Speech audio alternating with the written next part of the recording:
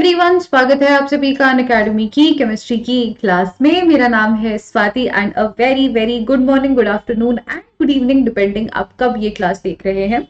आज हम डिस्कस करने जा रहे हैं हमारी केमिकल रिएक्शंस एंड इक्वेशंस के कुछ case based questions which we were unable to discuss due to some issue one और अनदर। होते ही रहते हैं, बट ठीक है, life is full of problems, we just need to find some solutions. ठीक है, चलिए सो जल्दी से हम अपनी आज की क्लास की शुरुआत करते हैं। जहां पर हमने अपनी पिछली क्लास में छोड़ा था वहीं से कंटिन्यू करेंगे। We were on our question number 2, मतलब केस बेस्ड सेकंड केस पर थे हम। तो जो पहला केस है उसके बारे में नहीं, जो क्वेश्चन है एक बारी उसके बारे में हम बात करेंगे। सो क्वेश्चन कुछ इस तरीके का था, उसमें डीकम्पोजिशन रिएक्शंस का जिक्र करे हुए थे कि भाई डीकम्पोजिशन रिएक्शन किस तरीके के होते हैं, उनमें क्या होता है क्या नहीं होता है। तो इस वाली क्लास में भी हम वही क्वेश्चन करेंगे। देखो सामने आपको दिख गया है डीकम्पोजिशन रिएक्शन। पहला वाला क्वेश्चन हमने ऑलरेडी कर लिया था कि दिए गए जो ये ऑप्शंस हैं हमारे, इनमें से कौन सा एक डीकम्पोजिशन रिएक्शन है, एंड हमें पता था इसका करेक्ट आंसर होगा ऑप्शन सी। वी न्यू कि जो इसका आंसर है दैट इज ऑप्शन सी, क्योंकि ऑप्शन सी में हमें क्या होते हुए दिख रहा है, हमें सीधा सीधा दिख रहा है कि यार KClO3 है और जो KClO3 है वो टूट रहा है इनटू KCl+3O2। अब बहुत से बच्चों को ये क्वेश्चन होगा कि हम एक इक्वेशन की तरफ देखते ही कैसे पता लगाए मैम कि ये एक डीकम्पोजिशन रिएक्शन है। तो आप लोगों को बस एक सीधी सी चीज करनी है, आपको ये देखना है कि रिएक्टेंट एक होना चाहिए और प्रोडक्ट दो या दो से ज्यादा होने चाहिए। जैसे ऑप्शन बी देखिए, ऑप्शन बी में NH4CNO, रिएक्टेंट तो एक है, तो क्या ये डीकम्पोजिशन रिएक्शन होगा? पर बेटा प्रोडक्ट भी तो एक है। डीकम्पोजिशन रिएक्शन में रिएक्टेंट एक होता है पर प्रोडक्ट दो या दो से ज्यादा होने चाहिए, जो हमारे ऑप्शन सी में अच्छे से गिवन है। पता है यार, MCQ को करने के ना कुछ सर्टेन तरीके होते हैं, बहुत सारे तरीके वैसे तो, पर कुछ ऐसे सर्टेन तरीके हैं जो हर एक चीज में लगते हैं। अब डीकम्पोजिशन रिएक्शन करने के भी दो तरीके हैं, या तो तुम सारे एग्जाम्पल रट लो या फिर एक बेसिक रूल रट लो, वो तुम्हारी अपनी मर्जी है। जिस भी हिसाब से आप लोग कंफर्टेबल है आप उसी हिसाब से चीजें करेंगे। ठीक है, चलिए आगे चलते हैं। बहुत ही खूबसूरत अगला क्वेश्चन देखते हैं हम। यहाँ पे हमें क्या गिवन है कि मेरे पास है PbNO3 होल ट्वाइस यानी कि लेड नाइट्रेट, और मैं लेड नाइट्रेट का डीकम्पोजिशन करवा रही हूँ। मुझे मिल रहा है PbO+Na+O2। मैं पीछे होके बैठ जाती, क्लियरली दिख जाएगा। देख रही हूँ अच्छे से। चलिए अब यहाँ पर मुझे बताना है कि जो ये Na है, ये Na क्या है? ये NO है, NO2 है, PbNO2 है या केवल NO2 है? मतलब हमें बैलेंसिंग भी देखनी है कि भाई 4NO2 है या नॉर्मल NO2 है या फिर 4NO है। अब पता है इस तरीके के क्वेश्चंस देख के ना बच्चे क्या करेंगे, हवा में ऐसे सॉल्व करने लग जाएंगे कि PbNO3 के ऊपर ट्रायंगल था, टूट रहा था, PbO+ ये सब मिल रहा था। हाथ चलाओ, हाथ चलाओगे ना तो हमारी हैंड मेमोरी हमें इस क्वेश्चन का आंसर देने में सहायता करेगी। कई बार जब अपना दिमाग नहीं काम करता ना तो हाथ चलाने शुरू कर देते हैं हम। हाथ चलाओगे तो दिमाग अपने आप चलने लग जाएगा। ठीक है, PbNO3 होल ट्वाइस है मेरे पास। अब यहाँ पर मैंने क्या बनाया, 2PbO बनाया। फिर ना मैं जैसे, क्योंकि मैंने ना कई बार लिख लिख के रिएक्शंस प्रैक्टिस कर रखे तो मेरा हाथ अपने आप सही आंसर लिख देगा कि भाई यहाँ पर ना आना चाहिए तुम्हारा NO2, कि भाई NO2 बनेगा। PbNO2 नहीं होगा, NO नहीं होगा, ये चीज क्लियर हो गई कि NO2 होगा। अब NO2 में भी भाई कौन सा NO2 होगा, 4NO2 होगा या केवल NO2 होगा, वो वापस से हम देखते हैं। ठीक है, बैलेंसिंग Pb 2Pb, तो यानी कि जाहिर सी बात है इधर 2 आना चाहिए जो ऑलरेडी क्वेश्चन में गिवन है। यहां पर 2 है, नाइट्रोजन यहां पर हो गया 2। अब ये 2 भी इससे मल्टीप्लाई होगा, तो पहले नाइट्रोजन 2 था, अब 2 दूनी 4 हो गया, यानी कि यहां पर आप 4 लिख दोगे। बैलेंसिंग भी तो जरूरी है। ठीक है, तो हमें पता चल गया कि करेक्ट आंसर होगा ऑप्शन बी 4NO2। ठीक है, इतनी क्लैरिटी हमें मिल गई है। बहुत इजी इजी क्वेश्चंस आते हैं, अपन ना केस बेस्ड को सोच के इतना डर जाते हैं, ऐसी हवा बना लेते हैं कि पता नहीं क्या आ जाएगा। कुछ भी नहीं आता है, बहुत आसान है सब कुछ। Silver chloride on exposure to sunlight for a long duration turns grey due to 10 crore lakh बार ये क्वेश्चन हम कर चुके हैं, तो मुझे नहीं लगता है कि इस सवाल के ऊपर हमें ज्यादा समय लगाना चाहिए। तो आप लोगों को केवल 10 सेकंड देते हुए मैं आगे बढ़ूंगी। सिल्वर क्लोराइड है सॉरी, सिल्वर क्लोराइड क्या होता है, AgCl। अब AgCl के ऊपर अगर मैंने सनलाइट डाली तो ये टूट जाएगा इंटू Ag प्लस Cl2, ठीक है, Ag प्लस Cl2। ये होता है मेरे व्हाइट कलर का, Ag होता है मेरे सिल्वर कलर का, ठीक है, Ag होता है मेरे सिल्वर कलर का, और ये Cl2 अपना है ही। तो ये क्यों हुआ, व्हाइट से ये ग्रे क्यों हुआ, क्योंकि AgCl टूटा है। तो ऑप्शंस देखते हैं, the formation of silver by decomposition of silver chloride, yes silver बना तभी तो रंग बदला, तो ये बिल्कुल करेक्ट है। Sublimation of silver chloride, sublimation नहीं हो रही है। Decomposition of chlorine gas to form silver chloride, ना भाई ना। ऑक्सीडेशन ऑफ सिल्वर क्लोराइड, ना भाई ना। तो करेक्ट आंसर सिर्फ एक ही होगा हमारा ऑप्शन ए। आपकी जो बोर्ड के पेपर है उसमें वही सवाल आएंगे आप लोगों से बेटा जो पहले पूछ रखे हैं और जो आपके एनसीईआरटी में गिवन है। एनसीईआरटी से बाहर एक सवाल आ जाए मैं पढ़ाना छोड़ दूंगी, ठीक है, इस चीज को तुम लोग रिकॉर्ड करके रख सकते हो। एक सवाल तुम्हारा एनसीईआरटी से बाहर आ जाए मैंने उसी दिन पढ़ाना छोड़ देना है। पढ़ाना मेरा पैशन है, बहुत ज्यादा बच्चों का भला कर सकती हूँ मैं, पर मैं छोड़ दूंगी, इतनी गारंटी के साथ मैं कह रही हूँ। Previous year questions and NCERT के अलावा कहीं से एक सवाल आ जाए नाम बदल देना मेरा, तुम्हें चीकू रखना हो, चिंटू रखना हो, जो नाम रखना हो रख देना, ठीक है। What type of chemical reaction takes place when electricity is passed through water? Again, we're talking about decomposition. तो अब options पढ़ते हैं। थर्मल डिकम्पोजिशन तो हो नहीं सकता है, थर्मल शब्द यूज होता है हीट के लिए। इलेक्ट्रोलिटिक डिकम्पोजिशन ही होगा, इलेक्ट्रो माने इलेक्ट्रिसिटी, ऑब्वियस क्वेश्चन है, करेक्ट आंसर ऑप्शन बी हो गया। बाकी ऑप्शंस पे जाना ही नहीं, बाकी ऑप्शंस पे दिमाग लगाना ही नहीं। चलिए अब हम लोग डिस्कस करते हैं हमारा third case based. Redox reactions are those reactions in which oxidation and reduction occur simultaneously. Simultaneously मतलब एक के बाद एक, ठीक है। A redox reaction is made up of two half reactions. हमें समझना ही नहीं है half reactions क्या होते हैं। In the first half reaction, oxidation takes place, and in the second half reaction, reduction occurs. Oxidation is a process in which a substance loses electrons, and in reduction a substance gains electrons. अब electrons की terms में हम reduction and oxidation को कैसे define कर सकते हैं ये मैं ऑलरेडी आपको करवा चुकी हूं, बट उसकी एक अलग से स्पेशल वीडियो में डाल दूंगी, डू नॉट वरी, जो मिड सेशन की वीडियो है वो मैं डाल दूंगी। The substance which gains electron is reduced and acts as an oxidizing agent. On the other hand, a substance which loses electrons is oxidized and acts as a reducing agent. So we are just talking about oxidizing agent and reducing agent. Electrons के अलावा सारी चीजें मैं आपको oxidising agent and reducing agent, reduction and oxidation के बारे में पढ़ा चुकी हूँ। तो मैं एक्सपेक्ट करती हूँ कि आप लोग तुरंत से जल्दी से बिना किसी दिक्कत के, बिना किसी देरी के इस क्वेश्चन का सही आंसर मैम को बताएंगे। Which of the following is a redox reaction? तो मुझे क्या देखना है कि भाई किस क्वेश्चन में रिडक्शन भी हो रही है, किस ऑप्शन में रिडक्शन भी हो रही है, एंड किस ऑप्शन में ऑक्सीडेशन भी हो रही है। तो सबसे पहला क्या है, CaCO3 था, उसको हीट किया, CaO प्लस CO2 मेरे को मिल गया। अब मैं देखूं कि इसमें रिडक्शन हो रही है या ऑक्सीडेशन हो रही है, किस तरीके से, क्या लग रहा है इसमें आपको कि ये रिडॉक्स रिएक्शन हो सकता है, किस हिसाब का ये रिडॉक्स रिएक्शन है। देखो कैल्शियम के पास पहले ऑक्सीजन था, अब भी कैल्शियम के पास ऑक्सीजन है, कार्बन के पास पहले ऑक्सीजन था, अब भी इधर यही सारी चीजें हैं। यहाँ पे जो कैल्शियम है उसकी ऑक्सीडेशन स्टेट कितनी थी, +2 थी, यहां पर कैल्शियम की ऑक्सीडेशन स्टेट वापस से +2 ही है। अब आप बोलोगे मैम ऑक्सीडेशन स्टेट आपने कैसे पता लगाई, और ऑक्सीडेशन स्टेट एंड ऑक्सीडेशन का, ऑक्सीडेशन स्टेट एंड रिडक्शन का क्या लेना देना है, तो डू नॉट वरी, 10 सेकंड कह रही 10 मिनट की एक वीडियो में डाल दूंगी, वहां पर सब क्लियर हो जाएगा। बट ऑल इन ऑल हमें इतना पता है कि जो ये ए वाला ऑप्शन है ये हमारा डीकॉम्पोजिशन रिएक्शन है, this is not redox reaction, तो ये गलत आंसर हो गया। अच्छा अगला देखते हैं, H2 प्लस Cl2 मिलकर HCl बना रहे हैं, सीधा सीधा देख के पता चल रहा मैम कि ये तो कॉम्बिनेशन रिएक्शन है, तो ये भी रिडॉक्स रिएक्शन नहीं हो सकता है। चलो अगला देखते हैं।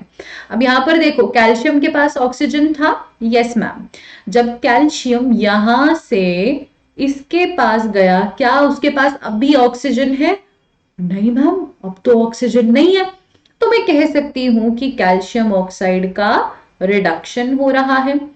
जस्ट बिकॉज उस पैराग्राफ में इलेक्ट्रॉन्स का मेंशन हो रखा है ना, तुम ऑप्शंस में इलेक्ट्रॉन्स को मत ढूंढने बैठो। केस बेस्ड क्वेश्चन जो होते हैं ना, उसमें पैराग्राफ में बहुत कुछ माया गिवन होगी, हमें उस माया के जाल में नहीं फंसना है। तुम्हें इलेक्ट्रॉन्स के टर्म्स में नहीं निकालना आता तो भाई मत निकालो, आपको कोई जबरदस्ती थोड़ी ही कर रहा है।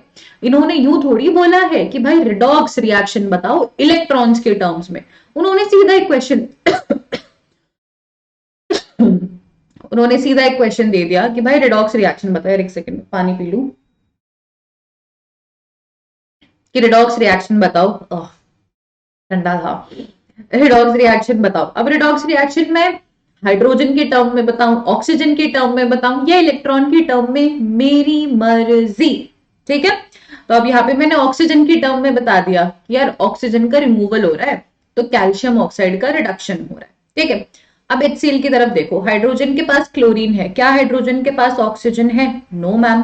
तो यानी कि मैं कह सकती हूँ कि जब HCl यहां से यहां गया तो उसका ऑक्सीडेशन हो गया, क्योंकि उस तरफ हमारा ऑक्सीजन प्रेजेंट है। So reduction and oxidation both are taking place, so I can call it a redox reaction, as easy as that.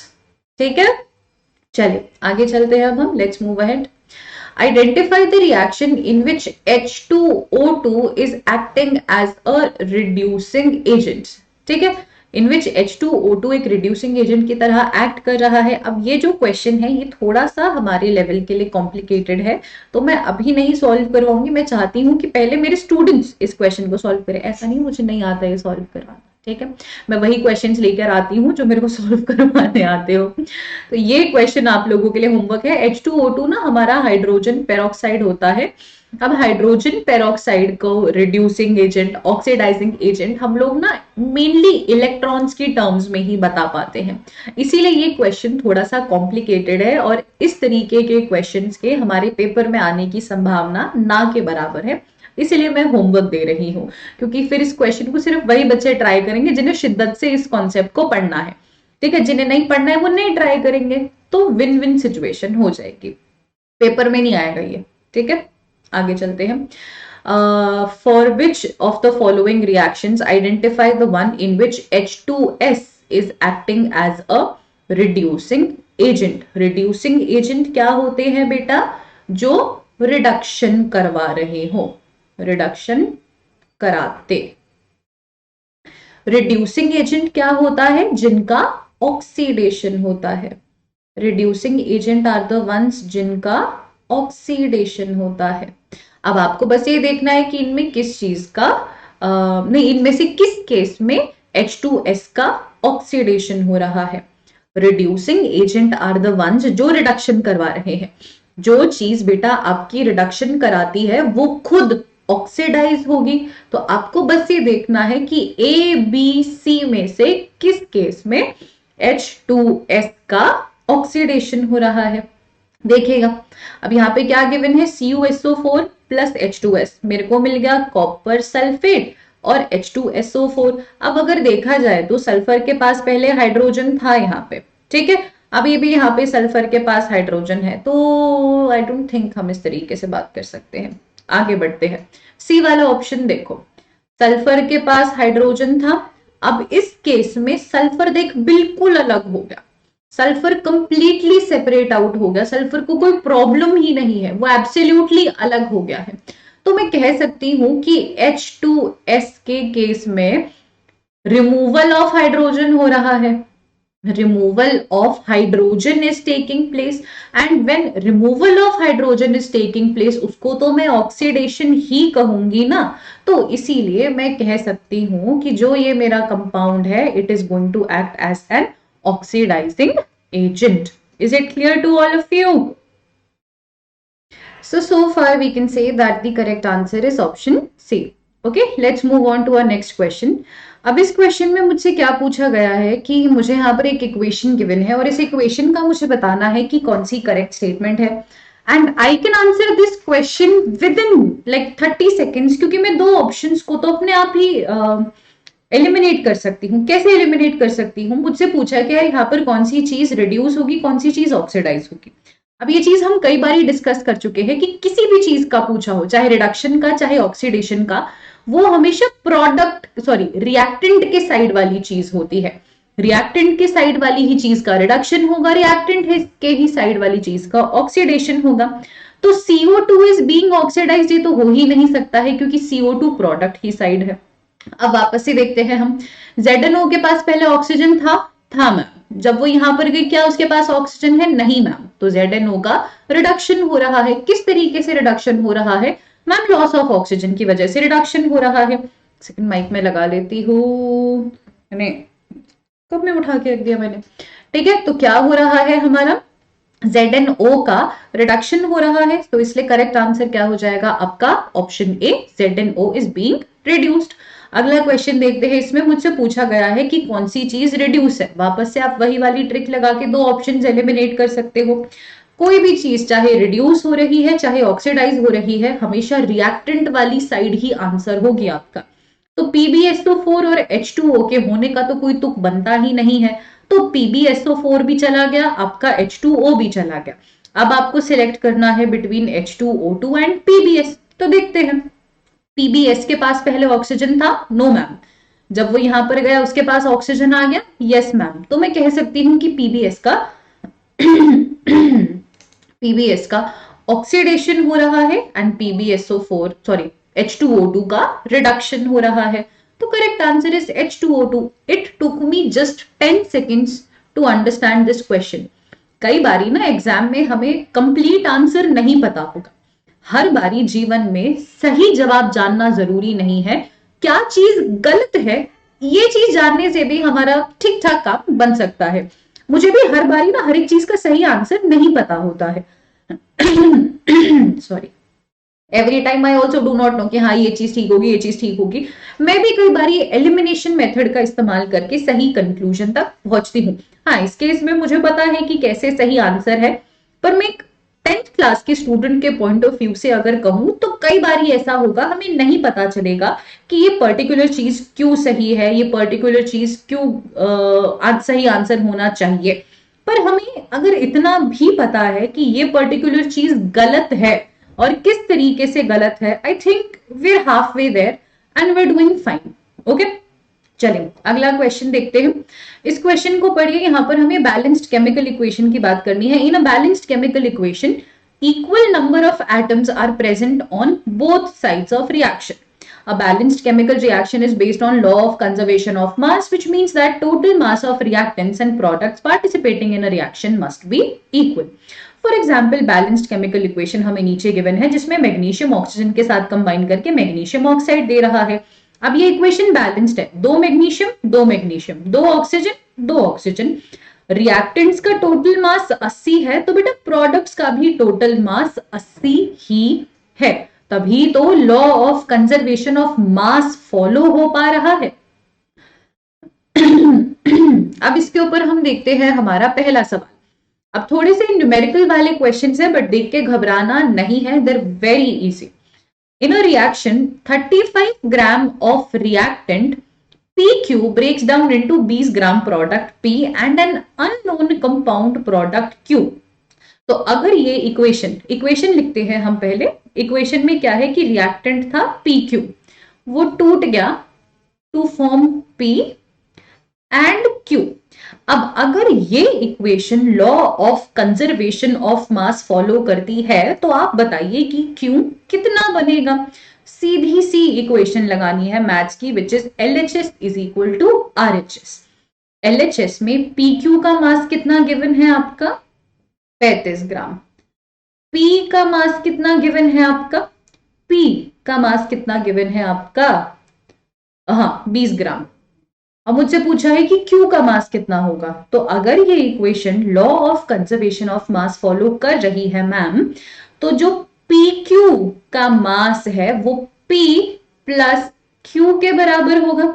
PQ है 35, P है मेरा 20, Q मुझे निकालना है, तो मैं 35 माइनस में 20 कर दूंगी, आ जाएगा यहां पर 15 ग्राम और मुझे मेरा करेक्ट आंसर मिल जाएगा। So the correct answer is option D. इतनी आसानी से हम ये क्वेश्चंस कर सकते हैं. We just have to stop panicking, we just have to stop thinking कि ओ माय गॉड ये तो मैंने पहले कभी करा ही नहीं है.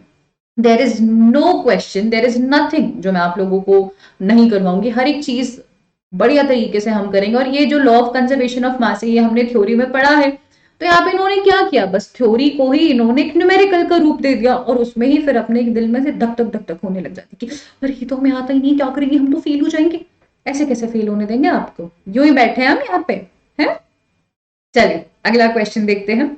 Which of the following laws is satisfied by a balanced chemical equation? कौन सा लॉ सेटिस्फाई करता है? I think we've reached there कि अब हमें इन क्वेश्चंस को डिस्कस ही नहीं करना चाहिए ma'am. The correct answer is going to be option B, law of conservation of mass. It is as easy as that. आगे चलते हैं. In the given chemical reaction, ठीक है, C6H6 15O2 MCO2 NH2O.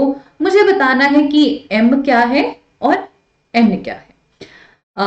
M is basically कितना carbon होना चाहिए. यहाँ पे कितना कार्बन है, 12 कार्बन है, यानी कि यहाँ पर भी 12 ही होना चाहिए, तभी कार्बन 12 हो सकता है. ऑक्सीजन कितना है आपका, सॉरी हाइड्रोजन देखते हैं, हाइड्रोजन कितना है, 12 है आपका. तो N की जगह पर मैं क्या लगाऊं कि हाइड्रोजन भी 12 हो जाए, 6 लगाऊंगी. यहाँ पर 6 लगाऊंगी तभी तो 6 दूनी 12 हो पाएगा. तो यहाँ पर आएगा 12, यहाँ पर आएगा 6. Correct answer is option B. अगर किसी भी स्टूडेंट को बैलेंसिंग में दिक्कत आ रही है, बैलेंसिंग में कोई प्रॉब्लम आ रही है, तो मैं एक ऑलरेडी वीडियो बना के डाल दूंगी on balancing of chemical equations. आप उस वीडियो को जाके देख लीजिएगा, आपको सारा सब कुछ एब्सोल्युटली क्लियर हो जाएगा, कोई दिक्कत नहीं रहेगी. ठीक है, चलिए आगे चलते, सब करा देंगे बेटा, बेफिक्र रहो. आगे चलते हैं. अब दूसरा क्वेश्चन है. In a chemical reaction reactants are converted into products. थोड़ा ज्यादा जल्दी पढ़ा रही हूँ ना, धीरे पढ़ाऊंगी मैं. The conversion of reactants into products in a chemical reaction is often accompanied by some features which can be observed easily. These easily observed features which take place as a result of chemical reaction are known as characteristics of chemical reactions.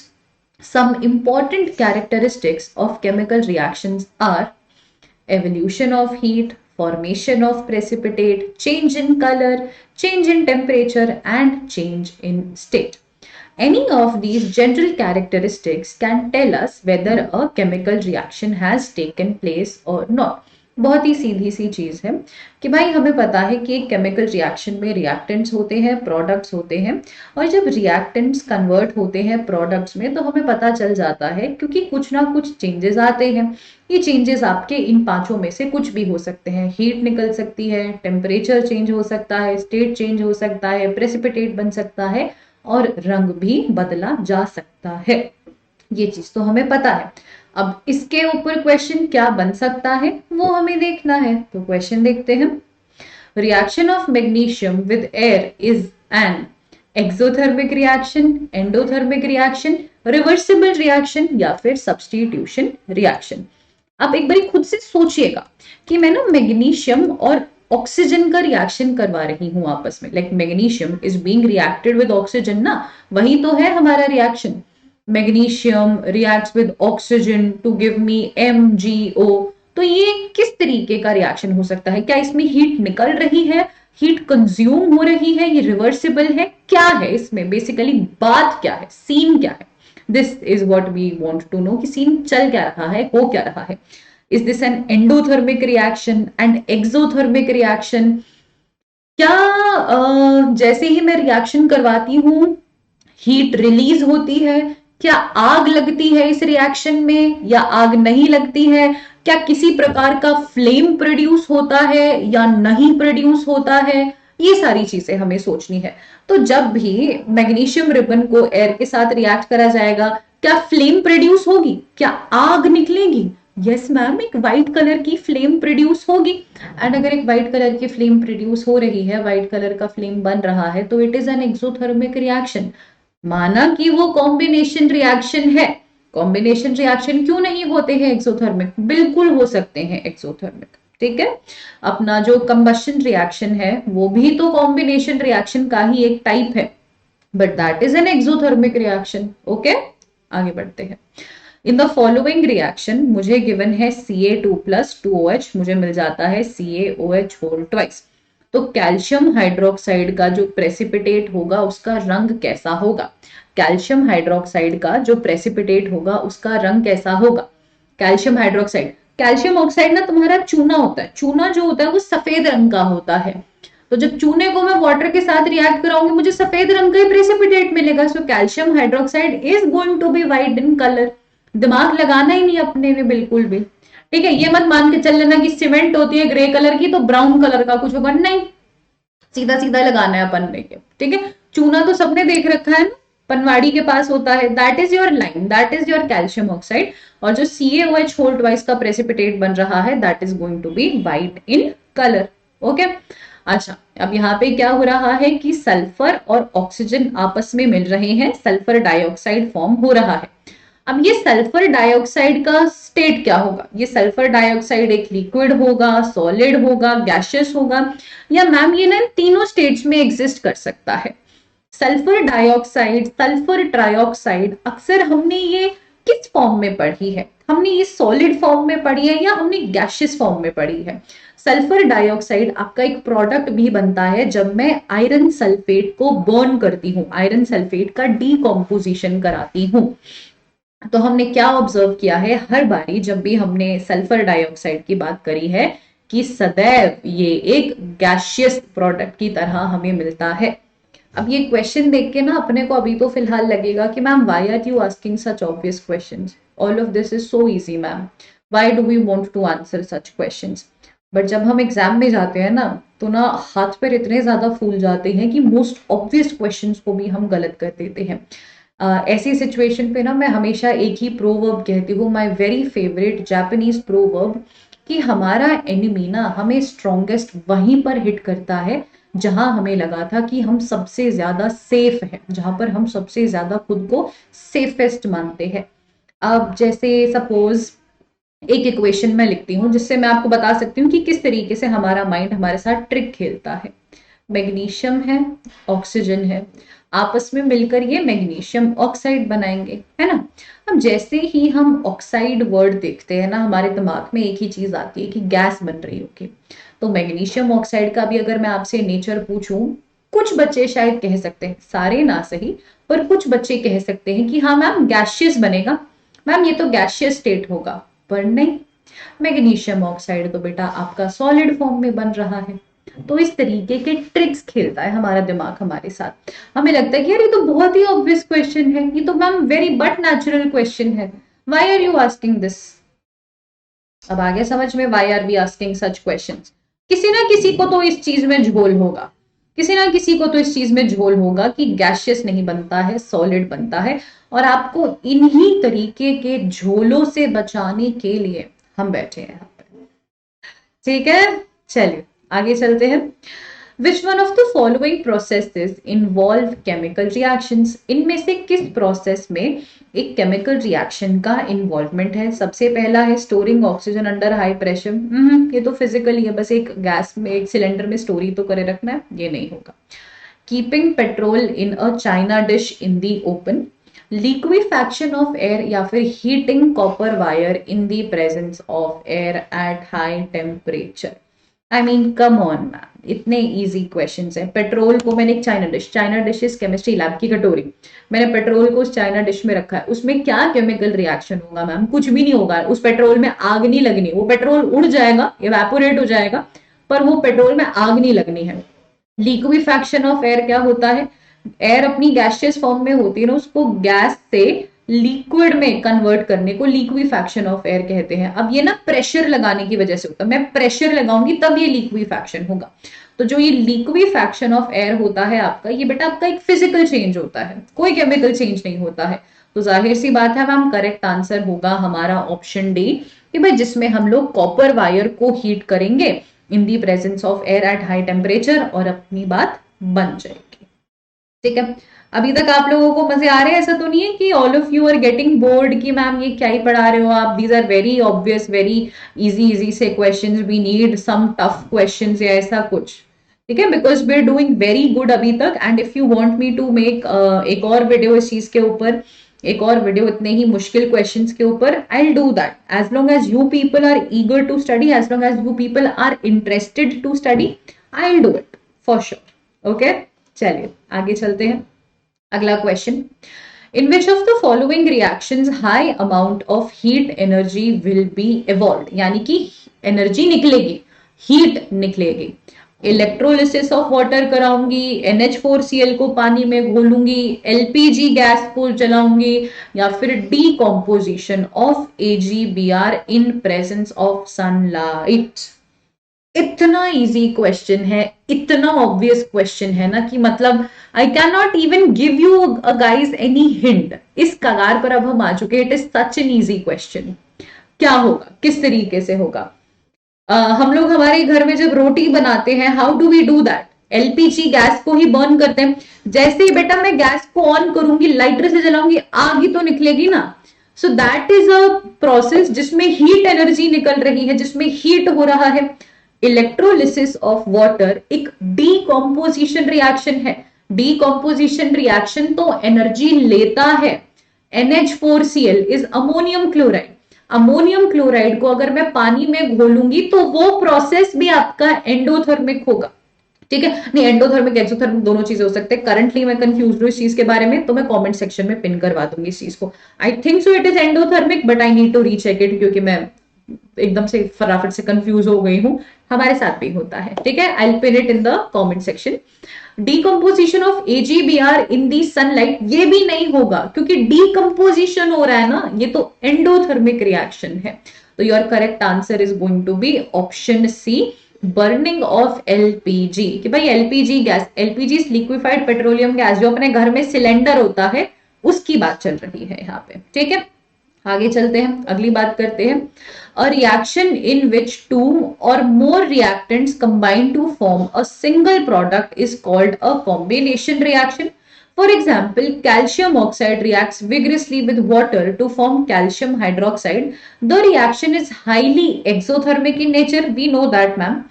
Solution of CaOH whole twice is used for whitewash the walls. Calcium hydroxide reacts slowly with carbon dioxide to form a thin layer of calcium carbonate, जिसकी वजह से चमक आ जाती है दीवार पे। उसी चीज को हम लोग व्हाइट वॉश कहते हैं। सो व्हाइट वॉश का कॉन्सेप्ट हमें पता है। अब इस चीज के ऊपर क्वेश्चंस क्या आएंगे? अच्छा, आप लोग एक काम कीजिए, 1 मिनट का समय लीजिए इस पैराग्राफ को पढ़ने का, क्योंकि इंपॉर्टेंट पैराग्राफ है, मैं चाहती हूँ कि आप पढ़े। मैं टाइमर लगाती हूँ, और टाइमर में आपके पास 40 सेकंड बचे, मैं 40 सेकंड बाद वापस से प्रस्तुत होती हूँ। पढ़िएगा पूरे के पूरे इस इक्वेशन को, वरना मैं बोलती रहूंगी अगर मैं क्लास में रही ना, इसलिए मैं गायब हुई हूँ।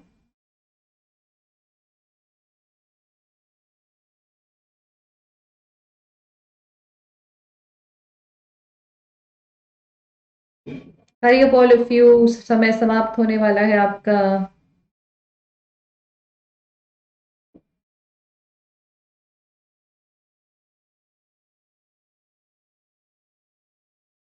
चले,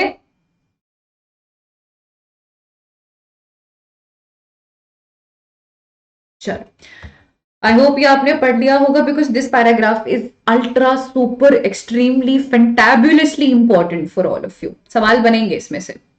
आगे बढ़ते हैं। What is the chemical nature of quick lime? ओहो हो, sorry, chemical name of quick lime बताइए। ये तो वहीं से ही देख लिया होगा आपने, पैराग्राफ में ही गिवन है। Calcium oxide, calcium carbonate, calcium hydroxide, carbon dioxide. Quick lime, quick lime होता है हमारा CaO, यानी कि कैल्शियम ऑक्साइड की बात हो रही है, यानी कि करेक्ट आंसर हमारा ऑप्शन ए होगा। आगे बढ़ते हैं हम। When carbon dioxide is passed through lime water, so what do we observe? Carbon dioxide को जब लाइम वाटर के थ्रू पास करते हैं तो what is lime water मेरे बच्चों? Lime water is CaOH whole twice. So when I will pass lime water, so this is carbon dioxide. इधर मेरे को क्या मिल जाएगा बेटा? CaCO 3. I will obtain CaCO3. So white precipitate of CaCO3 होता है, वैसे CaCO3 के कारण जो लाइम वाटर होता है that turns milky. The lime water becomes milky. Clear है सभी को? Understood. I know we have done this many a times. We ma'am always keep on repeating this. Ma'am, why do you make us repeat this? Because it is important. As much as I focus, as much as मैं इसके ऊपर जितना pressure डालू ना उतना ही कम होगा, इतना important reaction है। फिर आपसे अगले क्वेश्चन में शायद ये भी पूछा जा सकता है कि जो लाइम वाटर का मिल्कीनेस है वो डिसअपियर क्यों हो रहा है, क्योंकि यहाँ पर देखो कैल्शियम कार्बोनेट था, कैल्शियम कार्बोनेट का सफेद प्रेसिपिटेट है, जो अगर मैं कार्बन डाइऑक्साइड इसमें पास करती जाऊं तो क्या होगा, कैल्शियम कार्बोनेट बनने की जगह फिर क्या बनने लग जाएगा, calcium bicarbonate, CaHCO3 whole twice. इसका तो व्हाइट प्रेसिपिटेट था, ये कलरलेस होता है, बेरंग, कलरलेस होता है। तो शुरू में जब तक CaCO3 बन रहा था व्हाइट कलर बन रहा था, जैसे ही आपका CaHCO3 होल ट्वाइस बनने लग जाएगा वो मिल्कीनेस डिसअपियर होगा ही ना, क्या करेंगे वरना वो मिल्कीनेस डिसअपियर हो जाएगा आपका। ठीक है, आगे चलते हैं। Following observations are observed when calcium oxide reacts vigorously with water. Beaker है, बीकर में वाटर डाला, कैल्शियम ऑक्साइड डाला, इनमें से बताओ कौन सी इनकरेक्ट ऑब्जर्वेशन है। ठीक है, इनकरेक्ट, गलत है। It is an endothermic reaction. Slaked lime is produced. Quicklime is produced. It is an exothermic reaction. It is a combination reaction. समझ लो अपना, बहुत ज्यादा बारी पढ़ा चुकी हूं तुम्हें मैं, बहुत ज्यादा बारी इसे मैं समझा चुकी हूं। अब समय आपका है इस क्वेश्चन का सही जवाब देने का। मैं आराम से बैठ के यहाँ चिल करूंगी। समझ लो अपना, 40 सेकेंड है तुम्हारे पास। बढ़िया से टाइमर लगा रखा है मैंने, देखो मेरे सर के पीछे 5th ऑप्शन है, ऐसे टेढ़ी होकर बैठ जाते हो। लगाओ दिमाग, इनकरेक्ट ऑप्शंस बताने हैं। ऐसा नहीं होना चाहिए कि पहले बोल दो कि हाँ ये ऑप्शन है, फिर मैं तुम्हें टोकू कि अरे मूर्खो ये नहीं होना चाहिए था। Then you will be like कि मैम हमने तो ना करेक्ट ऑब्जर्वेशन पढ़ लिया था। A lot of students do that. हाँ, ये जो आपकी ट्रिक्स हैं ये इधर काम नहीं करने वाली है। चलिए, कौन सा इनमें से इनकरेक्ट लगता है? 5 सेकंड बचे हैं, 5, 4, 3, 2 और 1। चलिए लेट्स डिस्कस। ये एक एंडोथर्मिक रिएक्शन तो भैया किसी भी हालत में नहीं हो सकता है, क्योंकि इसमें हीट निकल रही है। वो तो जो हमारा केस बेस्ड पैराग्राफ था उसमें ऑलरेडी गिवन था, तो एंडोथर्मिक तो नहीं है, तो ये एक इनकरेक्ट ऑब्जर्वेशन में है। सो द करेक्ट आंसर ये हो सकता है, ये नहीं हो सकता, ये नहीं हो सकता। So we just have to choose between A and C. देखो कैसे चुटकियों में, एक ऑप्शन पढ़ते ही कैसे चुटकियों में मैंने इतने ऑप्शंस को एलिमिनेट कर दिया। स्लेट लाइम इज प्रोड्यूस्ड, हाँ स्लेट लाइम तो प्रोड्यूस होगा। स्लेट लाइम क्या होता है, CaOH होल ट्वाइस। अब स्लेट लाइम इज प्रोड्यूस तो यहाँ पर लिखा हुआ है, ये गलत हो गया और ये हमारा करेक्ट आंसर है। ठीक है, क्विक लाइम इज प्रोड्यूस्ड, ये स्टेटमेंट गलत है। मुझे गलत स्टेटमेंट्स ही बतानी थी, क्वेश्चन का सही आंसर गलत स्टेटमेंट्स ही है और मैंने गलत स्टेटमेंट बता दी है। ठीक है, चलिए आगे चलते हैं। Quick lime combines vigorously with water to form a which reacts slowly with carbon dioxide in air to form B. A क्या है बताइए, B क्या है बताइए। These questions are so much fun. मैं ऐसे आराम से ऐसे हाथ मोड़ के बैठ सकती हूँ और तुम लोग मस्त कंफ्यूज हो गए सारे के सारे ऑप्शंस पढ़ के, अंदर एकदम से फिर मैं धप्पा कर दूंगी कि अरे ये पढ़ाया तो था। फिर तुम्हें याद आएगा कि ओ हाँ स्वाति मैम ने बताया तो था। चलिए, तो ए हमारा कैल्शियम कार्बोनेट होगा, calcium hydroxide, calcium hydroxide, calcium carbonate, calcium, calcium bicarbonate, calcium bicarbonate, calcium क्या होगा?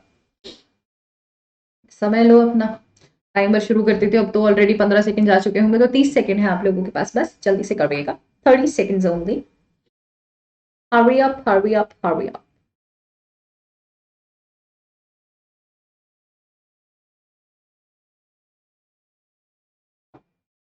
चलिए, सो जब भी हम क्विक लाइम को वाटर के साथ रिएक्ट कराते हैं तो कैल्शियम हाइड्रोक्साइड बनता है, और जब वो कैल्शियम हाइड्रोक्साइड कार्बन डाइऑक्साइड के साथ रिएक्ट करता है तो कैल्शियम कार्बोनेट बनता है। So your correct answer is going to be B.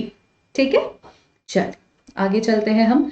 I think so ये हमारा लास्ट क्वेश्चन था, but I don't want to miss out on more questions. हाँ, सो यस, एक और क्वेश्चन है अभी हमारा। Among the following endothermic reaction कौन सा होगा? हर एक रिएक्शन को लिखो और लिख के देखो कि इनमें से एंडोथर्मिक रिएक्शन कौन सा होगा। इनमें से ऐसा कौन सा रिएक्शन है जिसको मुझे एनर्जी देनी पड़ेगी? कौन सा रिएक्शन है which is going to consume energy to form? ठीक है, ये है आप लोगों का होमवर्क।